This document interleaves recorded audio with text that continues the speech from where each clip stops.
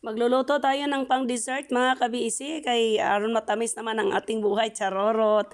Mayroon akong 5 mangga dito. Oh, unahin muna natin ang mangga pag-prepare mga kabisi.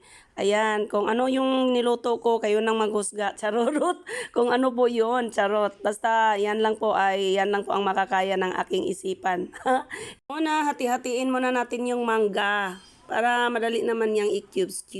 Tapos mag-slice tayo lang dito. Parang naglalaro lang din tayo mga kabisi. O, di ba? Yan, tapos ganyanin lang natin, oh. Tingnan niyo yan. Ang sarap kainin. Gusto ko nang kainin mga kabisi. Mamaya na lang pag maluto na yan. Ayan po, ayan. Kahurin na rin natin mga kabisi. Yan. Hagurin na natin yan para magiging square po yan. Ganyan. Ito na yung last slice natin mga kabisi.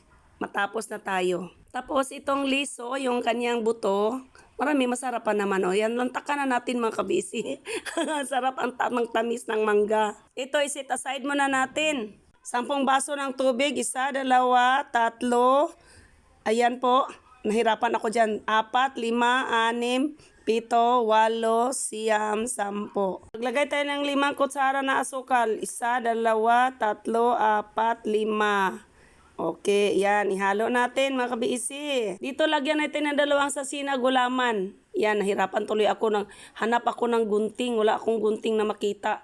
Ito na lang kutsilyo kaya tumulong yung anak ko. Diyos ko day. Yan, ang bilis na may magunting na mga scissor. Yan, 2 po yan mga kabiisi. Pagkatapos po niyan mga kabisi ay haluin natin. Kailangan po mahalo muna natin yan sa tubig. Yan oh. Halo ng maayos. Pagkatapos alagyan natin ng cream densada, half lang po dyan mga kabisi, half lang ng cream densada. At yung Nestle cream din po, half lang din po sa Nestle cream. Haluin, halo ng maayos, ganyan. Ganyan lang po talaga mga kabisi, ang bilis-bilis. Dito isalang na natin sa apoy, hindi na kailangan na pakulian pa. Maliit lang ang apoy, medium fire lang. Tapos hindi natin iwanan, kailangan po na haluin ng maayos, halo ng halo hanggang mainit po siya. Pagka mainit na yan, saka pa natin ay hanguin na natin. Dito ihanda natin ang paglagayan ng ating mga gulaman, ganyan. Ilagay lang natin yan, spread out lang dito sa paglagyan natin na tray. Yan, mayroon po akong malaking tray at maliit na tray. Yung maliit na tray para sa kapatid ko yan. Kasi ayun, birthday niya ngayon. Charorot. Yan, parang okay na ito. Oh. Tingnan yan mga kabisi. O parang ano na siya. O, tingnan natin, mainit na yan. So, pwede na yata yan mga kabisi. Pwede natin hanguin yan. Dito isalin na natin sa paglagyanan. O mayroon akong ganyan mga kabisi, yung maliit at saka malaki kasi nga yung maliit para sa kapatid ko, konti lang man sila doon eh. Ayan nilagay na natin yung mangga diyan. Di ba? Yung mangga naman na ilagay ko diyan. Pero yun tingnan niyo. Ihati-hati ko lang po yan doon. Di ba? Isalang lang natin ng maayos. Pag ganun lang mga kabisi. Madali akong mag-invento ng mga luto-luto kasi mahilig akong kumain kaya mataba po ako mga kabisi. Ayan tingnan niyo yan Antayin lang natin na malamig-lamig ng konti para tigas-tigas ng konti kasi lagyan po natin yan sila ng toppings na mangga pa rin. Charorot! Dito parang tingnan nyo, parang na siya, hindi na siya kumikibo-kibo. Hindi na siya na kumikilos-kilos. Ibig sabihin, matigas-tigas na siya ng konti. Dito na natin ilalagay ang ating toppings. Ayan, ganyan lang mga kabisi. Para siyang crema di fruta, charorot. Yan, my own version. Pero gulaman lang pala, Diyos ko day. Ano ba yan? Ayan lang mga kabisi, lagyan lang natin. Parang naglalaro lang tayo dito mga kabisi ng bahay-bahayan, charorot.